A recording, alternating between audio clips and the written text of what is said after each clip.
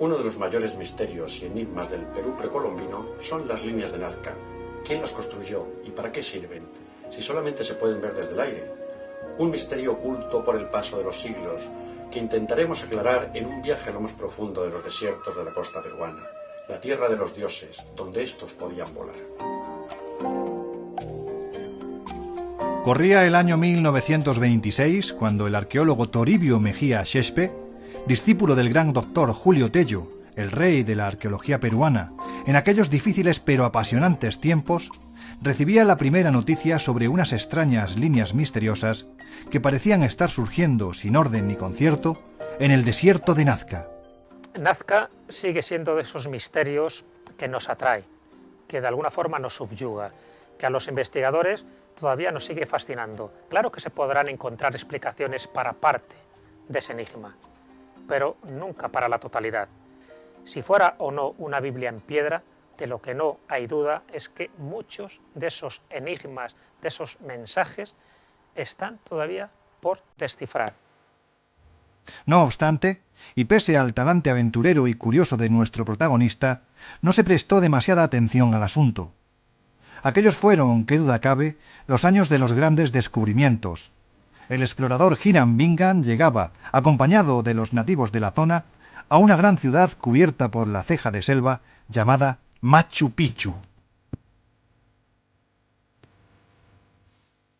Era el año 1917, y paralelamente al descomunal hallazgo, comenzaban las excavaciones en Chan Chan, la ciudad chimú de barro más grande del planeta, o, cómo no, el mágico templo de Chavín de Huántar, enclavado en mitad de unos Andes que alcanzaban alturas de más de 6.000 metros por estos lares.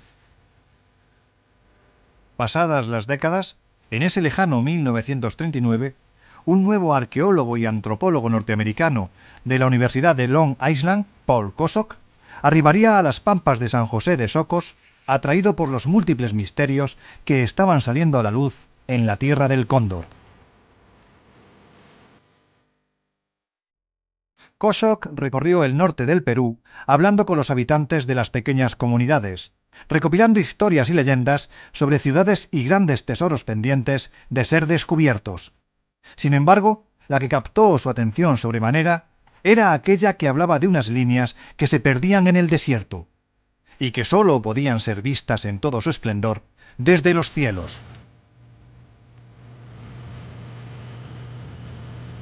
El científico tomó la carretera panamericana que atravesaba la vasta planicie. Allí, entre los kilómetros 419 y 465, en una superficie de más de 500 kilómetros cuadrados, se habría de llevar la sorpresa más importante de su vida. Al llegar a una pequeña meseta en las entrañas de este mar de arena y piedra, abrasada por el astro rey, Kosok trepó por una de sus paredes, apreciando cómo a sus pies, bajo el sofocante calor, cientos de líneas realizadas sobre la dura capa del desierto atravesaban la pampa. No era cuestión de azar. No había duda de que habían sido creadas, en un tiempo pasado, por el hombre. Sobre Nazca se han dicho muchas cosas, muchas teorías, algunas peregrinas y otras pues con ciertos visos de verosimilitud. Últimamente se ha investigado mucho sobre Nazca y sobre Palpa, porque para entender el misterio de estos geoglifos de Nazca hay que saber que también en Palpa existen estas líneas misteriosas, la mayoría de las cuales solo se pueden ver desde el aire. Las líneas y figuras finalmente fueron descubiertas cuando el citado Kosok, a bordo de un pequeño avión, sobrevoló la zona intentando atisbar los sistemas de irrigación creados por los Nazca. Y es que estaba convencido de que las largas líneas que atravesaban la planicie no eran sino un invento primario de intento de canalización de agua. Y entonces se llevó una nueva sorpresa. La araña, el colibrí, el mono, después de siglos de silencio y olvido, estaban ahí, observando impasibles el vuelo del científico. En muchos casos las figuras poseían una longitud superior a los 300 metros. Pero lo que más desconcertó al ya sorprendido investigador fue comprobar que, aunque pareciera inaudito, habían sido realizadas para ser vistas desde el aire. Los trapecios están considerados como auténticos lugares de culto, serían marcas, serían epicentros dentro de las líneas de Nazca para celebrar esos rituales. El gran misterio de las líneas de Nazca es cómo se pudieron diseñar algunas de ellas. Una de las últimas teorías que se han esbozado es que conocían los globos aerostáticos. ¿Acaso los nazcas podían volar?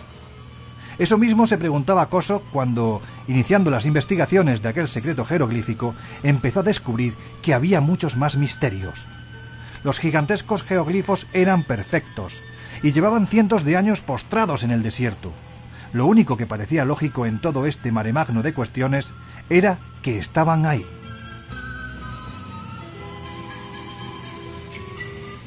La tierra de este desierto posee una superficie cobriza debida al hierro que contiene. No obstante, es suficiente profundizar unos centímetros o simplemente caminar sobre ella para que queden marcas, pues tal es el efecto que consigue la capa de tierra blanquecina que subyace bajo la primera ferrosa.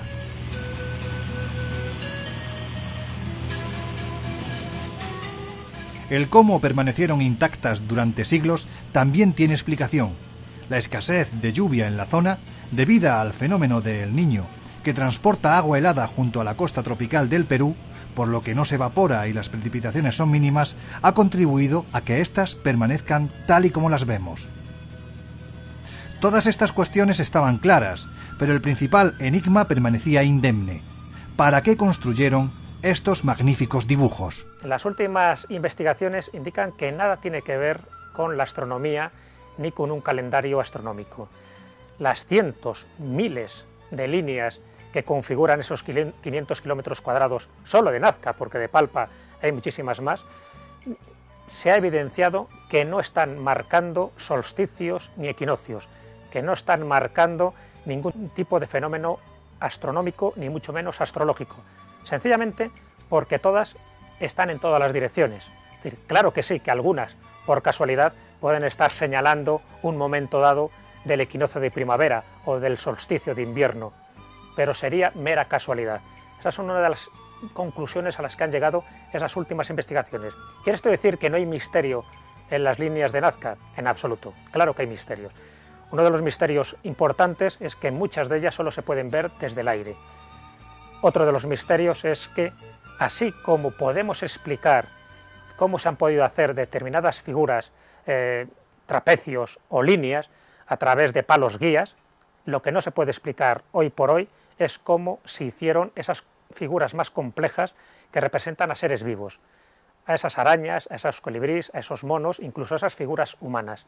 Todavía no hay una explicación convincente. Ahí es donde radica uno de los principales misterios de las líneas de Nazca.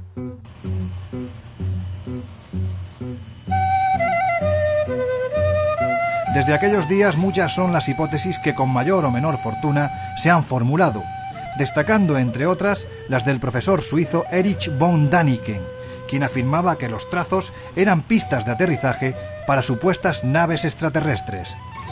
Y es que hubo un tiempo en el que, por muy atrevidas o irreverentes que fueran algunas de estas teorías, ninguna de ellas era descartable.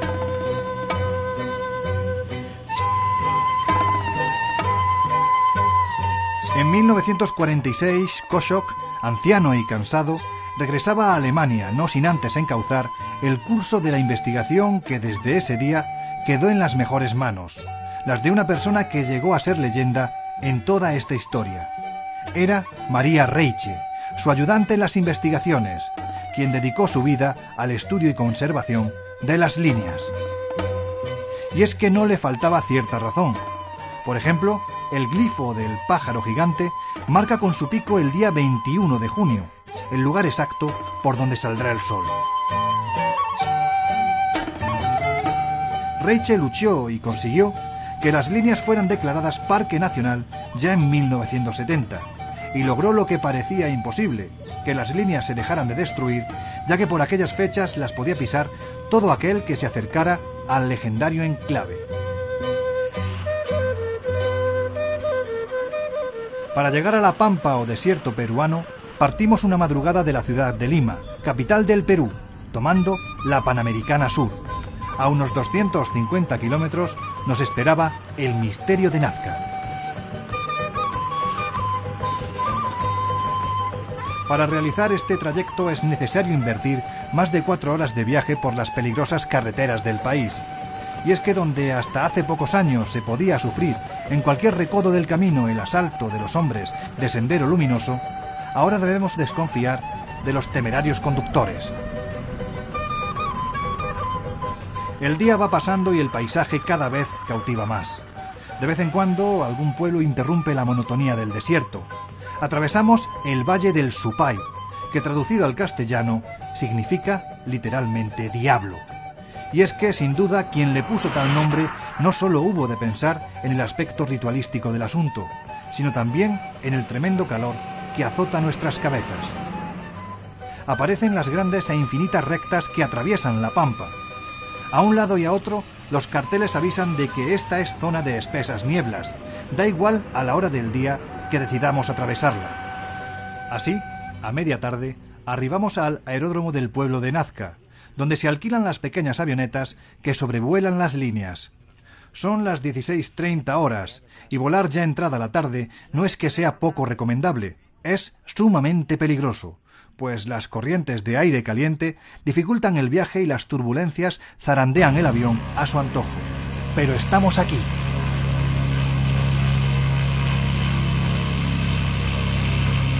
El piloto nos indica dónde se hallan las figuras, inclinando el aeroplano y marcando con la punta del ala su situación. La primera visión nos deja atónitos. Y es que por muchos documentales que hemos visto de Nazca, cuando tienes ante ti este rompecabezas, este auténtico templo a lo imposible, todo cambia. La visión es asombrosa.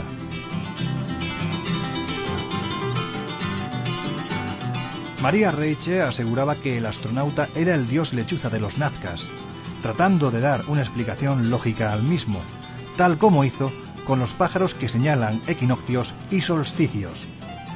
Pero, ¿quién ha impuesto que todo en esta vida necesita una explicación lógica? En muchas ocasiones, y ante la falta contundente de pruebas, es más interesante dejar volar la imaginación. El vuelo es incómodo. La avioneta se mueve con violencia, intentando enderezarse y mantenerse en el aire, pero las vicisitudes pasan, pues el espectáculo es cada vez mayor. ¿Cómo pueden verse con tanta claridad unas líneas arañadas sobre la Tierra hace casi 1000 años? Si los nazcas no podían volar, ¿cómo consiguieron esa perfección? Si las líneas solo se ven desde el aire, ¿para quién se trazaron? Preguntas que a día de hoy permanecen durmiendo el sueño de los justos en este enigmático enclave, en lo más perdido y mágico del Perú.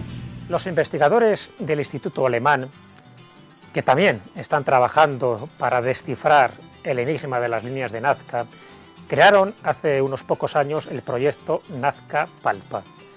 Bueno, pues también ellos llegaron a unas conclusiones en parte parecidas a lo de los investigadores peruanos, diciendo que esos trapecios, que esas líneas tienen que ver con ritos de fertilidad, sencillamente porque se han encontrado conchas marinas, se han encontrado cerámicas. Las conchas marinas en simbolismo están representando fertilidad, pero no son unas conchas marinas cualquiera, son conchas que se han localizado en las costas de Ecuador. Así que nos está indicando siempre que estas líneas serían como caminos procesionales para seguir una ruta, en concreto por los pueblos de Nazca, que serviría para colocar ofrendas a sus dioses. Así que aquí estamos en dos claves principales de las líneas de Nazca. Por una parte, estos ritos de fertilidad. No olvidemos que cuando se hacen estas figuras, cuando se hacen estos trapecios, cuando se hacen estos geoglifos, era una época donde se estaba desertificando la zona y por lo tanto había que rendir este tipo de tributos a los dioses para que lloviera o por lo menos para que la desertificación no fuera tan austera. Y la otra parte, la otra conclusión a la que llegan estos arqueólogos es que los dibujos serían señales para los dioses. Las piedras de Ica, del genial doctor Cabrera de Arquea, nos aguardan. Fallecido hace unos años, su museo es un centro a lo imposible, capaz de despertar encendidas polémicas. No en vano, las miles de piedras que se reparten en el interior del mismo presentan extraños dibujos en los que se ven animales prehistóricos conviviendo con humanos, complicadas operaciones de cirugía, que incluso hoy día serían complicadas de realizar. En un recorrido por uno de los enclaves más sorprendentes de estas tierras. Algunas piedras caben en un puño, pero otras pesan toneladas y en su labrado se ha empleado un tiempo incalculable.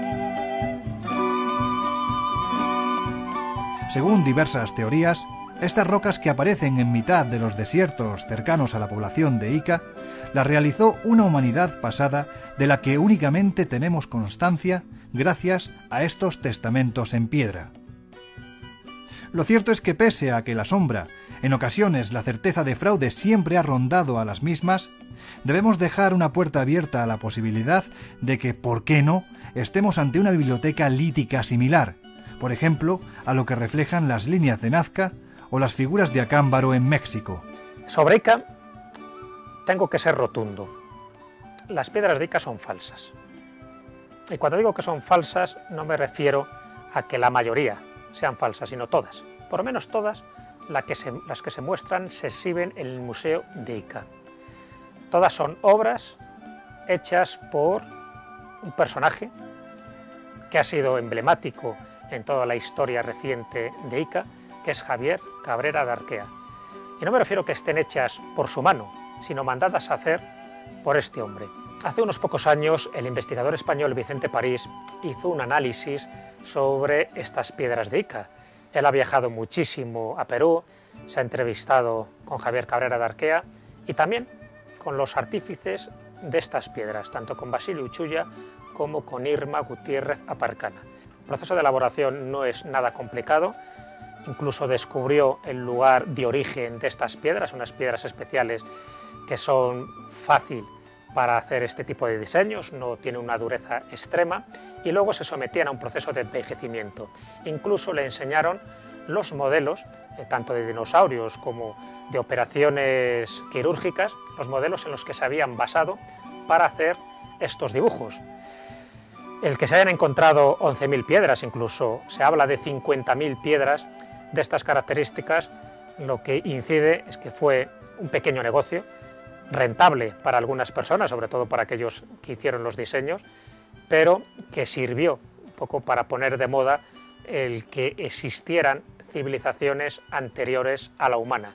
La pena es que en este caso concreto las piedras de esta, que intentaba demostrar la autenticidad de esta humanidad gliptolítica, pues eran más falsas que un euro de corcho, pero eso no indica de que todo el esfuerzo que se hiciera cayera en balde. Es decir, hoy por hoy Ica es reconocida por estas piedras y Javier Cabrera de Arquea, que murió hace unos pocos años, tiene el honor, el dudoso honor, de haber puesto de moda no solo a estas piedras, sino también a esta localidad, la gran localidad de Ica. El destino nos había de llevar hasta Melquiades. Nos habían hablado de él en un pequeño restaurante de carretera, y cuando llegamos a su casa parecía que nos estaba esperando.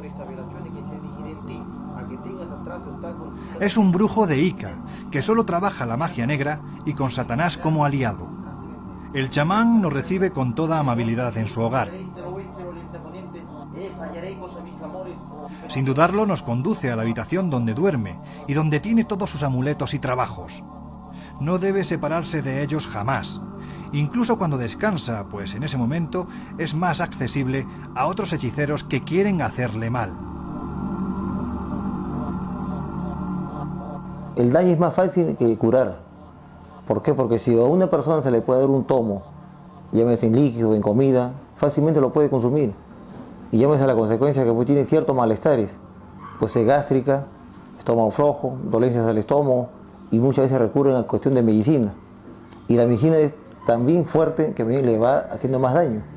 Y muchas veces, a veces recurren a tiempo a una persona que es curioso y se dan a tiempo su curación. Cuando ya el caso ya es pasado, desgraciadamente ya no hay cura ya. Por mucho que recurren, ya no ya. El daño ya está pasado ya. Esta calavera pertenece a mis abuelos. Se llama Tomás. También él practicó el curanderismo. Él le transmitió el curanderismo a mi padre. Y mi padre me lo transmitió a mí, ahorita. Como ahorita también lo estoy transmitiendo ahorita a mi hijo. Entre muñecos, velas, paquetes con trabajos de magia negra a medio terminar, observamos algo que nos llama la atención. Entre las mugrientas páginas amarillas de un libro que reposa en la mesa se atisba un título singular: El libro de San Cipriano o la clavícula de Salomón. Este trabajo es raro en extremo, dificilísimo de conseguir, pues se trata del manual o guía para cualquier hechicero de magia negra, en el que se relatan los conjuros para obtener la suerte, el amor e incluso para conseguir la muerte de quien deseemos. Invocando a Lucifer, él es el jefe de la parte negativa, de la magia negra, es lo máximo. Después viene una escala, llámese Tanachía, Nevirus, Aspiro, Nereibo, ya son espíritus en menor escala ya. Pero el máximo de los jefes es Lucifer, Luzbel, él es el jefe. A estas alturas de siglo es sorprendente observar la fe que se pone en estos personajes, capaces de obrar prodigios imposibles y de manejar las fuerzas del bien y del mal. Nosotros estamos aquí solo en calidad de testigos. Es mejor no ir más allá. Ante la magia negra sí se puede matar a mucha gente. Llámese, como digo, invocando nomás, con conjuro. Sin necesidad que uno ya tenga que darle algo por la boca. Basta con una prenda de la persona, ya con su fotografía es mejor todavía.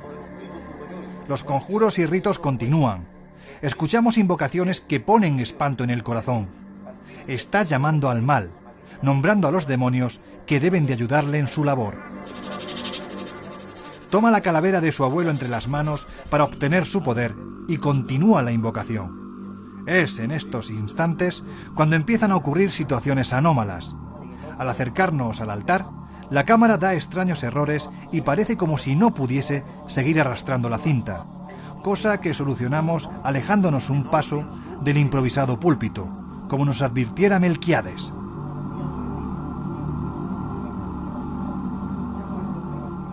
No sabemos si esto tendrá efecto en la persona a la que se intenta realizar el daño, pero como asegura el brujo, ese hombre ya ha contratado a otro hechicero para que le proteja.